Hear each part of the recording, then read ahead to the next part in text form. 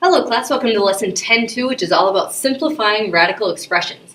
By the end of this lesson, you should be able to simplify radical expressions using the product property of square roots, and you should be able to simplify radical expressions by using the quotient property of square roots.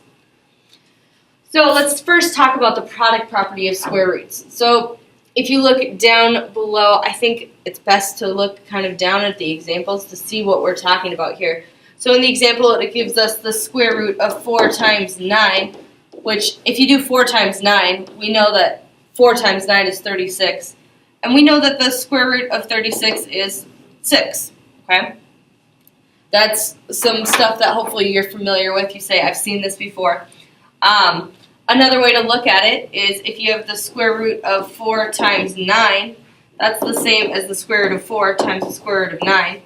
Which the square root of 4 is 2, and the square root of 9 is 3. And if you multiply those together, you get to 6 as well. So we're going to be using that information to try to simplify some of these radical expressions. Just remember, radical is another term used to describe a square root symbol, okay? So this is a radical expression, anything involving a square root. So when we want to simplify this square root, just like we did on the last page, we want to break it up and say, okay, what numbers multiply to give me 54? So I think, okay, 54, I know it's even, so 2 goes in there, but I think something bigger goes in there. And I think 54, that's 9 times 6, okay? And I know that the square root of 9 times the square root of 6, that's going to give me the same thing. And the square root of 9 is just a 3. And then square root of 6, that isn't a nice number, so I'm going to leave that as it is. And that becomes my answer. That is as simplified as it can get. Okay, so you can write it with the multiplication symbol in between, or you can write it without that little dot, or you can do a little star. Okay, either way, it's 3 times the square root of 6. All right, looking at 180, I want to see what numbers go into 180. When I see 180, I think 18. And I know that 9 goes in there. 9 times 2 gives me 18. So I can do 9 times 2 gives me 18. And then I need that 0, so I can do 10. And I know that the square root of 9 is 3. And then the square root of 2 isn't a nice number, so I'm going to leave it inside the radical symbol. And the square root of 10 isn't a nice number, so I'm going to leave that in there as well. And then if I do 3, I can leave it as 3 square root of 20. But then I look at that 20 and I say, well, is there anything else that can multiply to give me 20? Say 3 times the square root of, I know another couple of numbers that multiply to 20 are 4 and 5. And I know that the square root of 4 is a nice number. So now I have 3 times the square root of 4, square root of 5. Or 3 times 2 times the square root of 5, or it breaks down to 6 times the square root of 5. And I know the square root of 5 isn't a nice number, so I'm going to leave that as is. Okay? You'll notice that the first time I tried it, I had broken it up into 2 times 10, which didn't end up being nice. That 2 doesn't give me anything nice. That 10, I should have seen that that isn't a prime number, that's still composite. That can be written as 2 times 5. So I could have rewritten inside there as 2 times 2 times 5 and seen that, oh, I have 2 2's under there. That means I can pull that out. Because remember, the square root undoes a square. So 2 squared, that is undone. That is 4, and in order to get back, we take the square root of 4, which brings me back to 2. Okay? So squares and square roots, remember, undo each other. Go ahead and try to simplify this one on your own. Good luck. Hopefully you got 3 square root of 5 because you realized square root of 45 is the same as the square root of 9 times the square root of 5, which is 3 square root of 5. If you have questions, please be sure to ask for some help. Let's practice multiplying square roots. So if I have square root of 5 times square root of 10, this is just like what we were kind of doing. I just take the numbers that are underneath my radical symbol and I multiply them together. So now I have the square root of 50. And just like on the last slide, 5 and 10 don't break up nicely, but I know 50 can break up into square root of 25 times the square root of 2. Now 25 times 2 gives me 50. I know the square root of 25 is 5. And then I have 5 times the square root of 2. Now I'm going to look at my next one. I have square root of 6 times 8 is 48. If I split that up, I know that's the same as the square root of 4 times the square root of 12. The square root of 4 gives me 2. And I know the square root of 12 can be broken up into the square root of 4 times the square root of 3. And just like before, that square root of 4 can become a 2. So I carry this 2 down. I have 2 times the square root of 3. Or I have 4 square root of 3. Why don't you go ahead and try simplifying this one on your own? Good luck. Hopefully you ended up with 5 times the square root of 7. If you have questions, please be sure to ask for some help. Now let's practice simplifying a square root with variables. So just like before, I was talking about if I do 2 squared, in order to get back to just the number 2, I take the square root, and that cancels it. So that second power is what gets rid of my square root symbol. We need to remember that as we start to deal more with our variables to the second power, or higher powers. Okay, so 32, the square root of 32, r squared k to the 4th t to the 5th. My 32 I can break up into the square root of, well, let's see, 32, I could do 2 and 16. And then, actually, yeah, I'll leave it like that. 2 times 16. And then I have an r squared. And I want to take all of my exponents and rewrite them in using powers of 2. Okay? And I'll show you why in a minute. But then I would do t squared times t. Oh, I put one extra k there, sorry. It should be k squared times k squared. And then t squared times t. Because remember, when we have the same base, we just add the exponents. That's something we learned back in chapter 7. Alright, so now, let's look. I know the square root of 2 is not a nice number, so I'm going to leave that. The square root of 16 is 4, so I'm going to bring a 4 outside my square root. My r squared, remember, just like before, the squared cancels with the square, and I bring an r, just a plain r, outside. And then I have a k squared, so I'm going to bring 1k out. I'm going to bring a second k out. And then I look and I see I'm going to bring out 2 t's. And then I'm still left with a t inside. So my simplified expression is going to look something like this. Okay, so 2 was not a nice square root, so I left that inside my square root. 16, the square root of 16 works out nicely, so I brought that number outside. The square root of r squared, that cancels, and I'm left with just r. So I brought that r outside as well. K to the 4th is the same as k squared times k squared. If I take the square root of each of those, k squared, the square root of k squared is k, and the square root of k squared is k. So then when I multiply those back together, I'm left with a k squared on the outside. And the same thing goes for that t squared. And I had 1 t still left inside my radical, so I left that there. Okay. Let's try another problem. So I have the square root of 56. So I know that's 7 times 8. So I'm going to do a 7. And then 8 I know is an even number, so I'm going to break it up to 2 times 4 instead of writing 8. And then I have x. Then I have a y. I have 10 y's. So I'm going to write it. I'm going to break it up into powers of 2.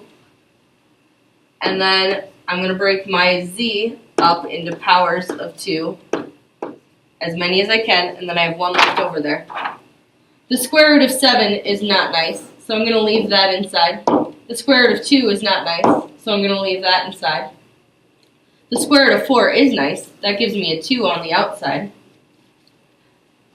I have 1x there. I don't have that second power, so I have to leave that inside. But then I have 1, 2, 3, 4, 5 y's that have the second power in there that I can pull out. I have 5 powers of 2 for my y's. And I have 2 z's to the second power. And then I just have a plain old z. So I leave that in there. So I know on the outside I have 2y to the 5th, z to the 2nd.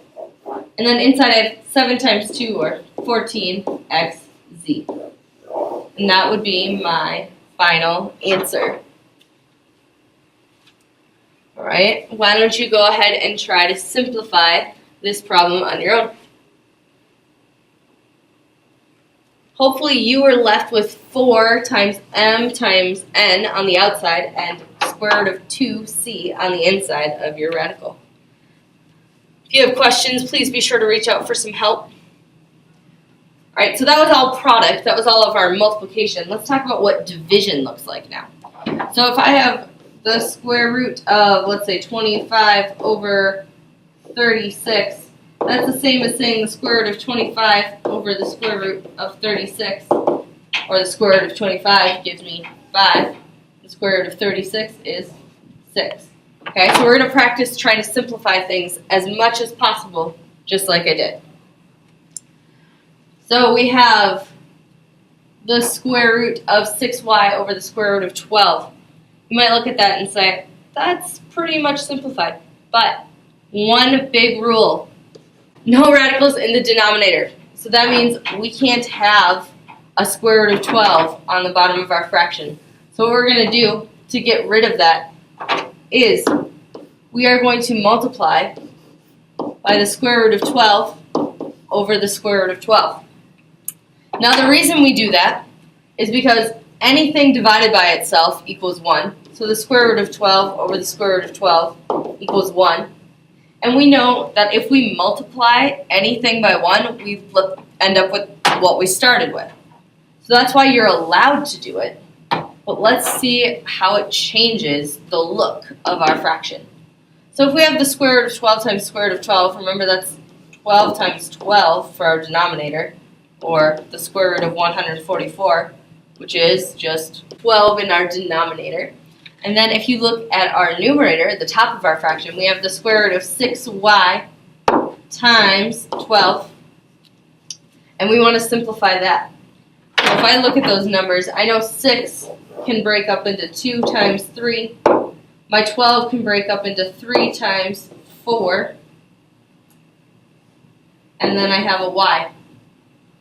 Well, 3 times 3, I know that gives me 9. And I know that I can rewrite this square root of 2 times the square root of 9 times the square root of 4 times y. Or the square root of 2 times 3 times 2 times square root of y. So the only things not covered by a radical symbol now is 2 times 3, which is 6. And then I have, still under my radical symbol, I have a 2 and a y. So my final answer, almost, I started to box it and then I realized my mistake. I have this fraction here, and both of those numbers are even, so I know I can reduce that even more. What number goes into both 6 and 12? 6. So 6 goes into itself once, so I'm left with just 2 square root of y, or square root of 2y on the top, and 12 The number 6 goes into 12 2 times. So my final answer is the square root of 2y divided by 2. Why don't you go ahead and try to simplify this problem on your own? Good luck. Hopefully you ended up with the square root of 6 over 9. If you have questions, please be sure to ask for some help. Put a star next to it so that way you remember to ask for some help. And our last example for the day is all about something called conjugates. We're going to use conjugates to rationalize the denominator. Rationalize the denominator is a fancy way of saying no square roots in the denominator. It means we can't have any of those there. The process is called rationalizing the denominator. Conjugate, on the other hand, is when you multiply by the same thing you have in your denominator, except if you have a plus here, you have a minus here. And just like on the last slide, we multiply by the same thing on the top and bottom, so that way we're not changing it, because it's like we're multiplying by 1. Because 2 minus square root of 2 divided by 2 minus square root of 2 is 1. 1 times anything gives you your original answer. So now, this is where you're going to have to draw on some more previous knowledge. You're going to have to use your distributive property and FOIL in order to make this work. So we're going to do 3 times 2 for our numerator. So we have 6, and then 3 times a negative square root of 2 becomes negative 3 square root of 2 for our numerator. Our denominator, we have 2 times 2, or 4. 2 times a negative square root of 2, so minus 2 square root of 2. Then we have 2 times, or square root of 2 times 2, so that's positive. And then we have square root of 2 times square root of 2, which is 4. Or, sorry, square root of 2 times square root of 2, which is 2. Alright, so if we look at our denominator, we have a negative version of a number, and we have a positive version of that same number. So those are going to cancel.